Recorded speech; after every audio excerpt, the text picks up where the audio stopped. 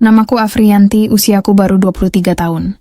Seharusnya di usia ini aku masih bisa menikmati indahnya hidup, mengejar cita-cita, dan merangkai masa depan. Namun kenyataan jauh berbeda. Sejak ayahku jatuh sakit, hidup keluargaku berubah total. Warung kecil ibu yang dulu ramai kini sepi, penghasilan habis hanya untuk membeli obat. Hutang menumpuk dari tetangga hingga rentenir.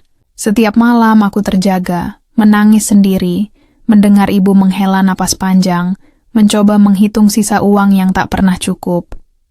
Hidupku yang dulu penuh tawa kini terasa sesak. Aku bekerja serabutan, menjahit, mencuci pakaian tetangga, bahkan menjadi pelayan di warung kopi.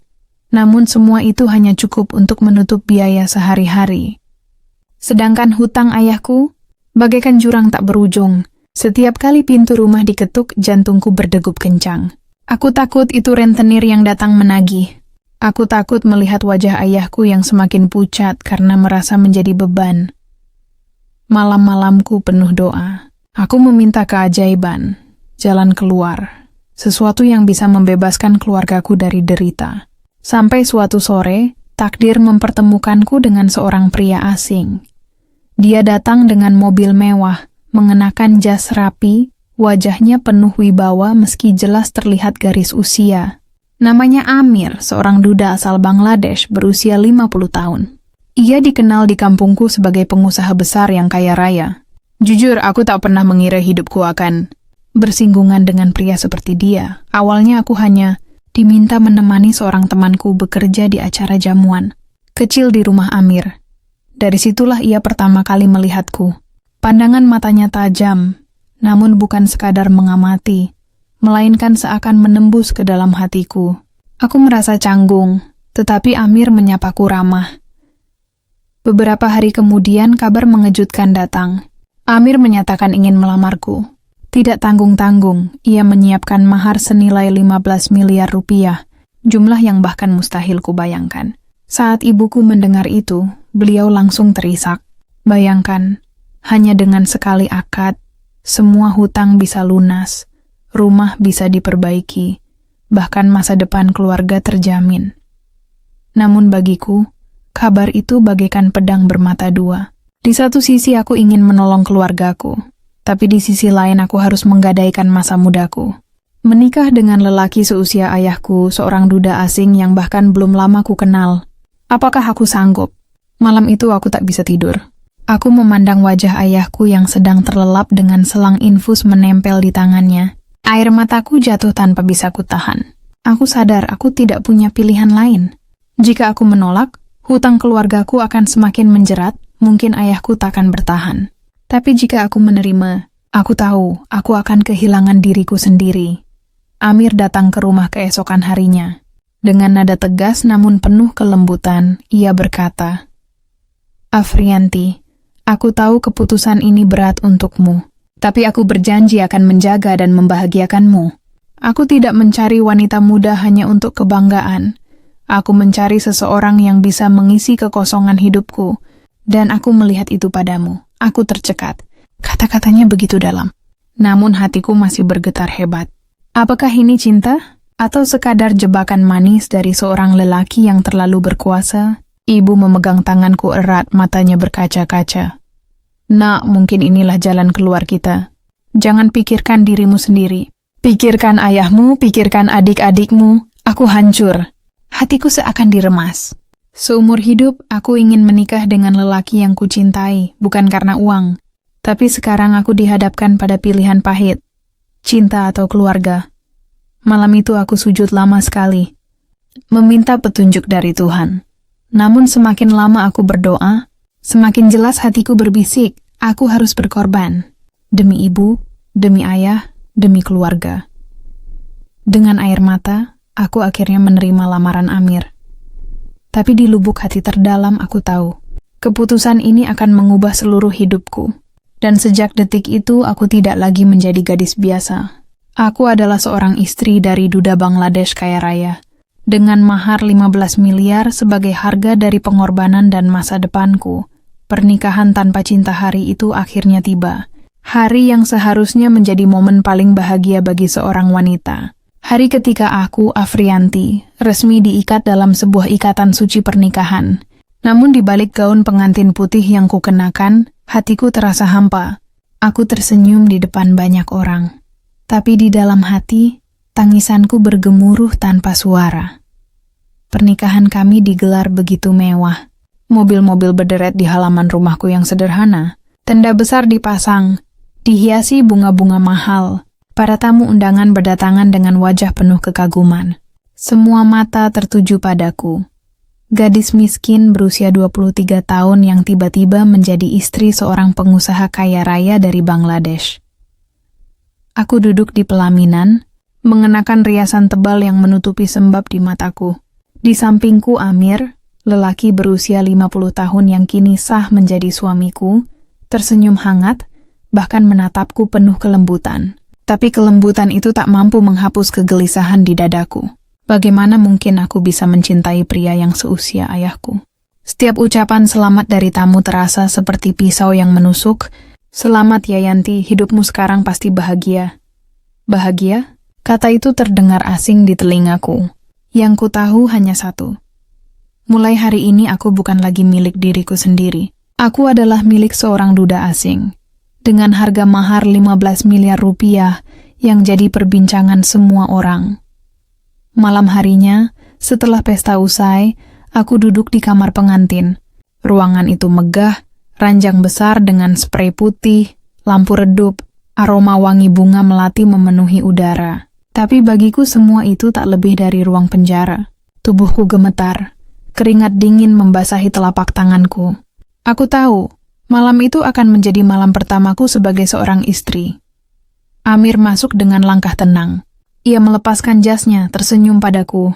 Kau cantik sekali malam ini, Afrianti, katanya lembut. Aku hanya menunduk, tak sanggup membalas tatapan matanya.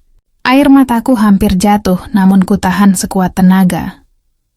Suasana sunyi begitu menekan. Amir mendekat, duduk di sampingku. Aku bisa merasakan kehangatan tubuhnya, aroma parfumnya yang khas. Tapi semua itu membuatku semakin gelisah.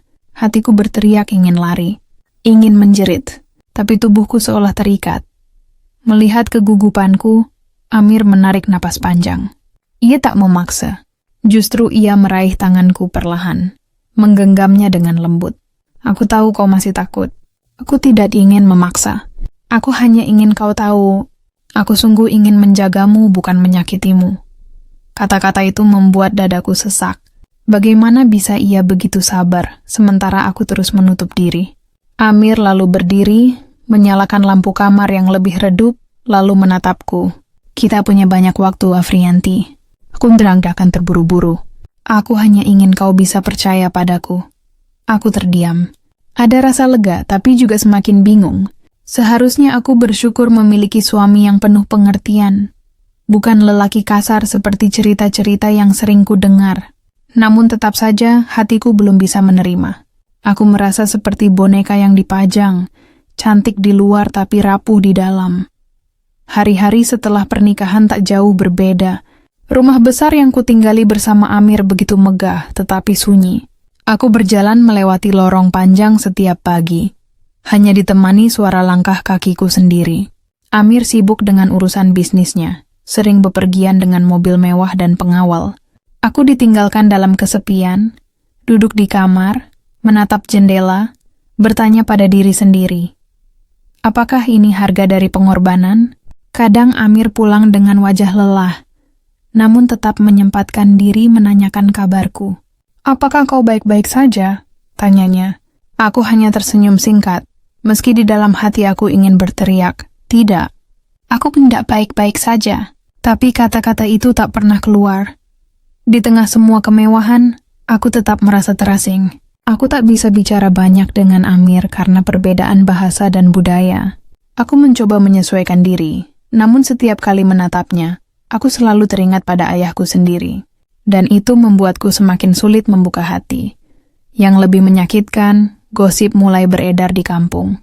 Orang-orang berbisik bahwa aku hanya mengejar harta. Mereka tak tahu betapa berat keputusan ini bagiku. Mereka tak tahu setiap malam aku menangis memeluk bantal, berdoa agar Tuhan menguatkanku.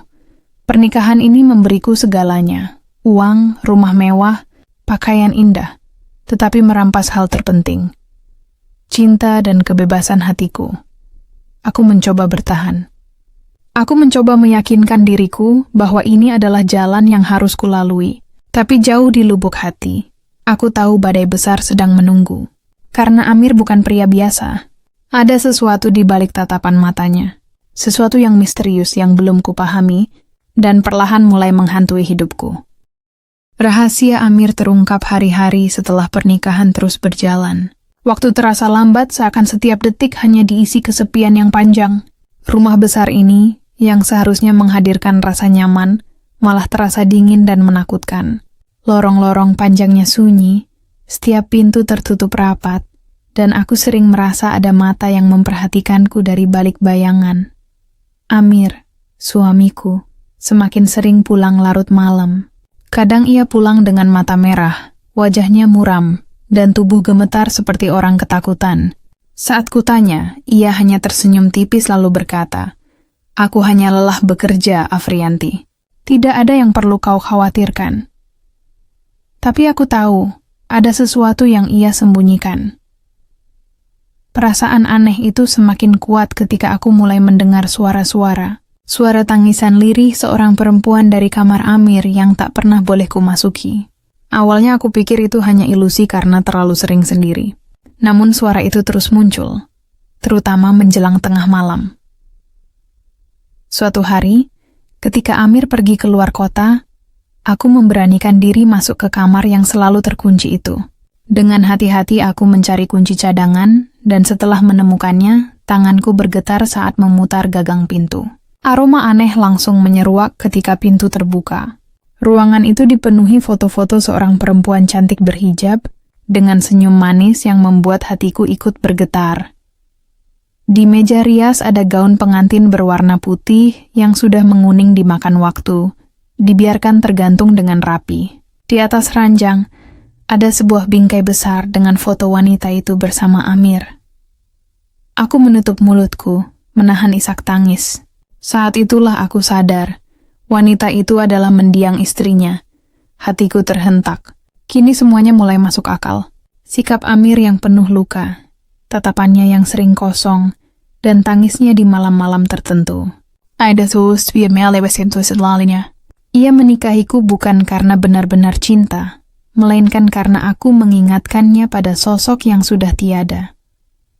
Malam itu Amir pulang lebih cepat. Ia menemukan aku di kamar itu.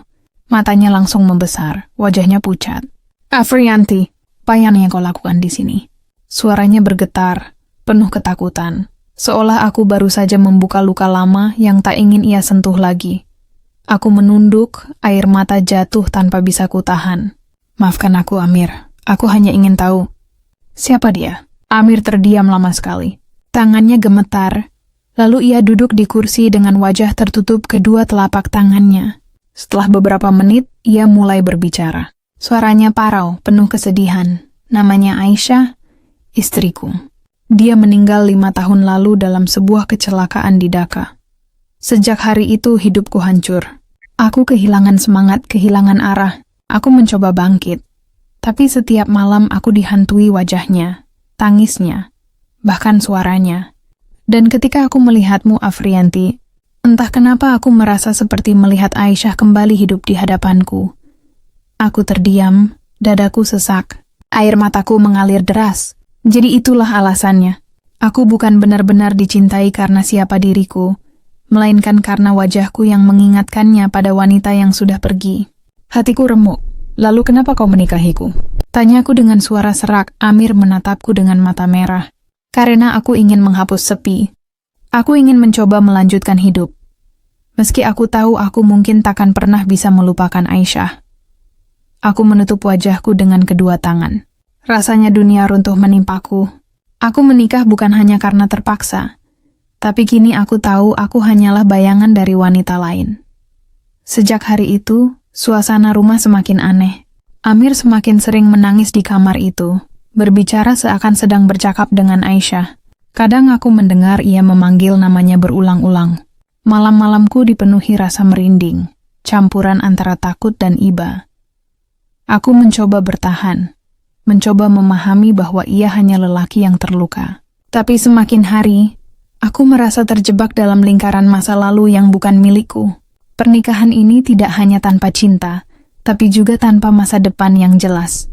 Aku mulai bertanya-tanya pada diriku sendiri, apakah aku kuat menjalani semuanya, atau aku akan ikut tenggelam dalam lautan luka yang dimiliki Amir.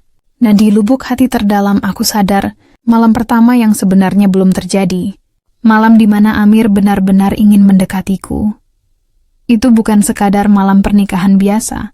Itu akan menjadi malam yang penuh misteri. Malam yang membuat bulu kuduku berdiri. Malam yang akan mengubah hidupku selamanya. Malam pertama yang merindingkan hari-hari setelah rahasia itu terbongkar terasa semakin berat bagiku. Aku tak bisa mengusir wajah wanita itu dari benakku. Aisyah, istri Amir yang telah tiada. Setiap kali Amir menatapku, aku bisa merasakan pandangannya bukan untukku, melainkan untuk bayangan masa lalu yang hidup melalui diriku. Aku sering mendapati Amir duduk di kamar Aisyah berjam-jam, berbicara lirih seolah sedang bercakap-cakap dengan arwah. Kadang ia menangis, kadang tertawa kecil, kadang hanya diam dengan tatapan kosong. Aku merinding setiap kali melewati kamar itu, terutama jika pintunya sedikit terbuka dan ku dengar suara Amir berbisik, "Aisyah, maafkan aku merindukanmu." Aku merasa terjebak di antara dua dunia. Dunia nyata di mana aku adalah istrinya secara sah, dan dunia bayangan di mana aku hanyalah pengganti Aisyah. Aku bertanya-tanya, sampai kapan aku mampu bertahan dalam pernikahan seperti ini? Lalu malam itu tiba.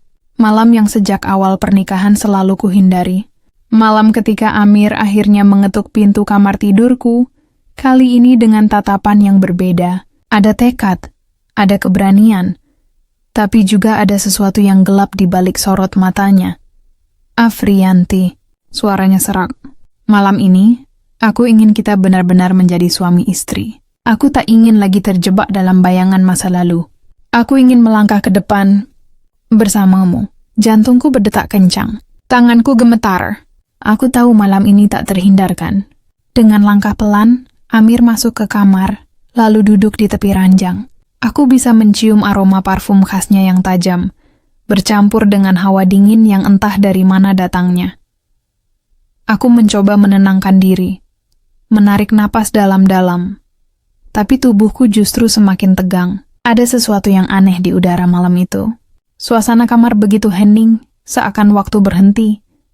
Amir menatapku lama, sangat lama, hingga aku merasa jiwaku nyaris telanjang di hadapannya. Matanya berkaca-kaca, lalu tiba-tiba ia meraih tanganku dengan erat. "Yanti, izinkan aku. Malam ini aku ingin benar-benar merasakan kehadiranmu. Tapi, jika aku menangis, jangan takut. Itu hanya karena aku belum bisa melupakan Aisyah sepenuhnya." Hatiku tercekat. Air mataku jatuh tanpa bisa kutahan. Aku mengangguk pelan, meski hatiku bergetar hebat. Namun yang terjadi selanjutnya membuat bulu kuduku berdiri. Saat Amir mencoba mendekapku, tiba-tiba tubuhnya bergetar hebat. Ia terisak lalu berbisik, "Aisyah, kau kembali, kan? Kau di sini bersamaku." Aku terperangah. Amir bukan memanggilku dengan namaku, tapi dengan nama mendiang istrinya. Suaranya bergetar, tangisnya pecah, dan genggamannya semakin erat seakan ia takut kehilangan sosok di hadapannya. Amir, aku Yanti. Aku bukan Aisyah," bisikku sambil menahan tangis, tapi Amir seakan tak mendengar. Matanya terpejam, bibirnya terus menyebut nama Aisyah. Tubuhnya semakin bergetar, wajahnya pucat, keringat dingin bercucuran. Ia seperti sedang dirasuki kenangan masa lalu yang begitu kuat, membuatku merinding setengah mati. Aku ingin melepaskan diri, tapi genggamannya begitu kuat. Aku ingin berteriak, tapi suaraku tercekat di tenggorokan. Aku hanya bisa menangis, membiarkan air mata membasahi pipiku. Lalu tiba-tiba, lampu kamar berkedip 2 kali, seolah ada gangguan listrik. Hawa dingin semakin menusuk. Amir terdiam sesaat lalu menoleh ke sudut kamar. Pandangannya kosong tetapi bibirnya bergetar. "Aisyah, kau di sana, ya? Kau datang menemaniku?"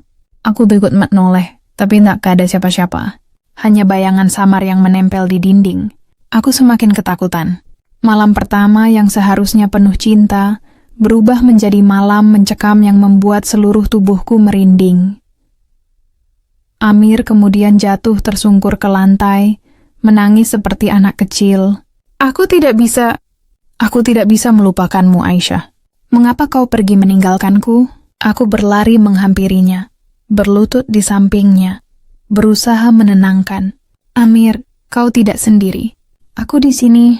Aku istrimu sekarang. Tolong lihat aku, bukan bayangan masa lalu. Ia menatapku lama sekali, matanya merah basah. Untuk pertama kalinya, aku melihat Amir begitu rapuh, seolah seluruh pertahanannya runtuh. Yanti, maafkan aku. Aku ingin mencintaimu, tapi setiap kali kutatap wajahmu, bayangan Aisyah selalu muncul. Aku takut kau akan meninggalkanku seperti dia. Aku memeluknya erat, meski tubuhku sendiri gemetar ketakutan. Malam itu bukan malam pertama yang penuh kehangatan, melainkan malam di mana aku menyadari beban luka yang harus kupikul. Malam ketika aku bukan hanya istri, tapi juga perawat jiwa seorang lelaki yang hancur. Dan di dalam hati kecilku, aku berbisik lirih. Tuhan, kuatkan aku. Karena malam ini bukan hanya membuatku merinding, tapi juga membuatku sadar, pernikahan ini adalah jalan terjal yang mungkin tak pernah bisa kulalui dengan utuh.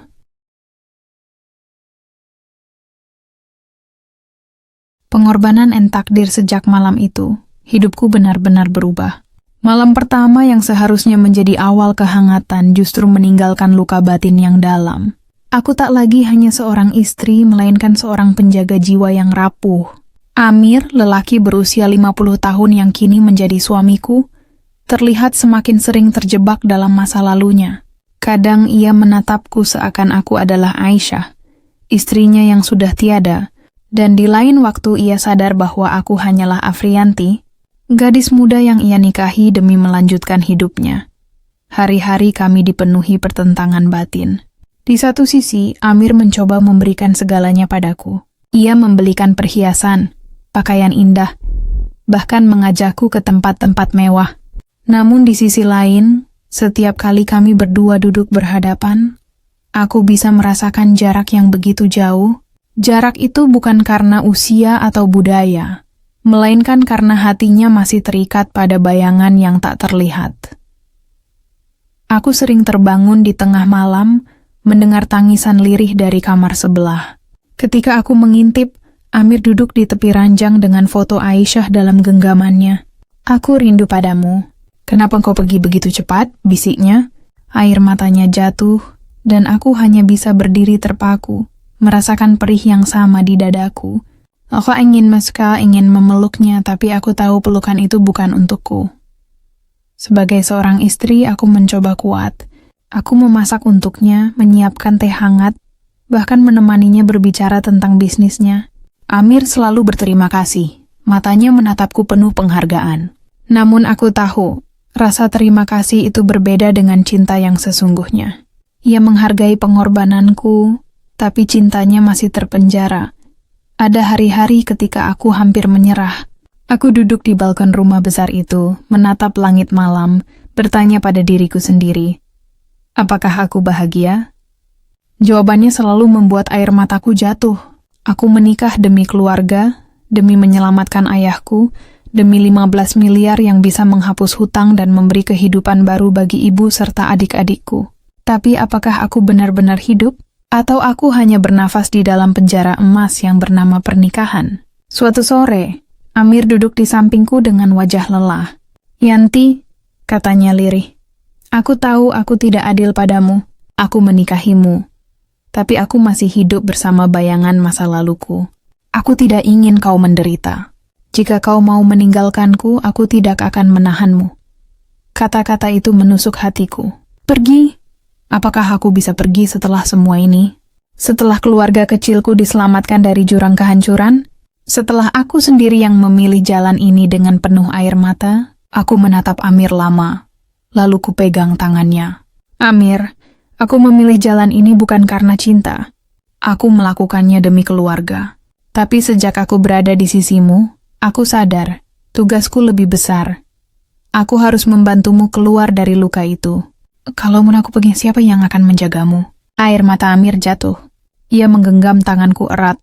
Untuk pertama kalinya bukan dengan rasa takut kehilangan, melainkan dengan rasa tulus. Aku tidak tahu apakah aku bisa mencintaimu seperti aku mencintai Aisyah. Tapi aku berjanji akan belajar, Yanti. Aku ingin mencoba.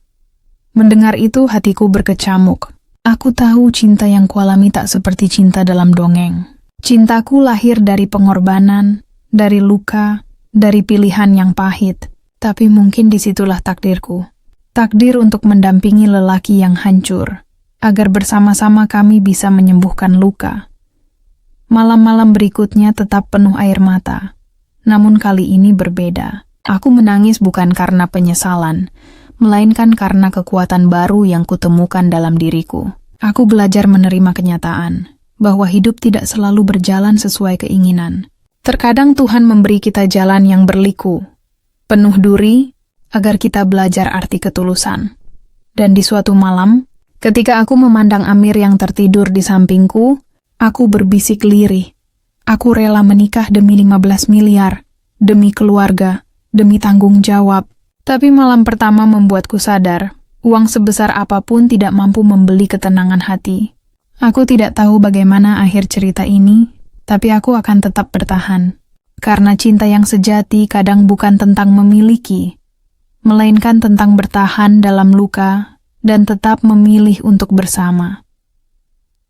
Aku menutup mata, membiarkan air mata terakhir malam itu jatuh. Inilah hidupku sekarang, hidup yang penuh pengorbanan, namun juga penuh kekuatan. Takdir mungkin telah mengikatku pada Amir dengan cara yang pahit, tetapi mungkin justru disitulah arti sebuah cinta yang sesungguhnya. Inilah kisah Afriyanti, gadis 23 tahun yang rela menikah dengan duda Bangladesh demi mahar 15 miliar. Malam pertama yang merindingkan membuka rahasia luka suaminya, dan dari sanalah ia belajar bahwa cinta sejati bukan hanya tentang bahagia, tapi juga tentang pengorbanan. Kadang jalan hidup membawa kita ke tempat yang tidak pernah kita inginkan, namun justru di sanalah kita menemukan arti kekuatan.